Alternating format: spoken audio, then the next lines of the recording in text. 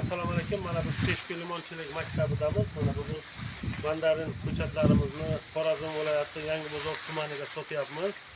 Mana akamiz o'zlari kelganlar. Xudoga shukr, videoga olib turibdilar.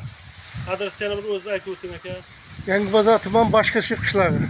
Mana boshqa qishlog'iga xudo xolasa mandarin ko'chatlarimizni beryapmiz. Mana 3,5 yoshar, 4 yoshar mandarin ko'chatlarimiz odamning gavdasida keladi.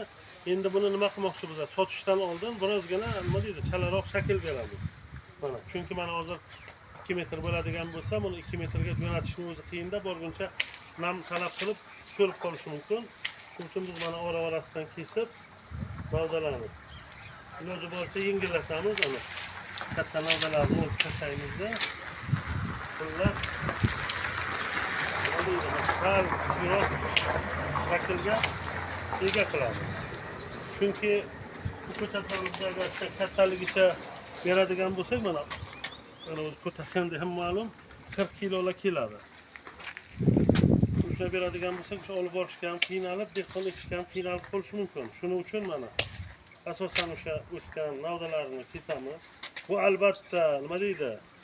Hozircha sotguncha kesiladigan ishlar, bu toza shakl emas. Xudo xolasa yana buni borganimizda chiroyli qilib shakl beramiz mana. To'g'riligini yana bir bo'y ko'taramiz. 30 kilolar keladi.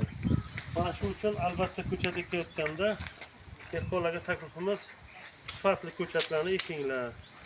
Bu sifatli ko'chat ekilganda xudo xolasa mana shu ko'chatlar bahorning o'zida bemalol gullab mevaga kiradi. Mana hozir mana bu yerda meva olganlarini ham ko'rsatib o'tamiz. Mana mevasi o'zida turibdi. Mana hozir mana dehqonbonlar ko'rsatdi, mana mevasi bilan turibdi-da, mana. Mevalari bilan turibdi mana. Demak, buni qachon hosilga kiradi degan savolni berishdan oldin mana shu mevasi bilan sotganimizda dehqon bemalol baraka topadi.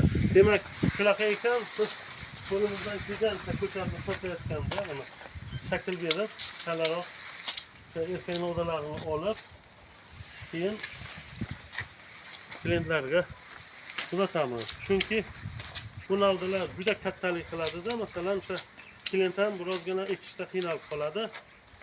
Peshku limonchilik ravnaqi 93 476 4020. Agar apelsin, mandarin, limon ko'chat so'raganlarga bo'lsa, bemalol ko'chatni viloyatgacha yetkazib berib, kerak bo'lsa 3 yil davomida shakl ham berishni o'z zimmamizga olishimiz mumkin.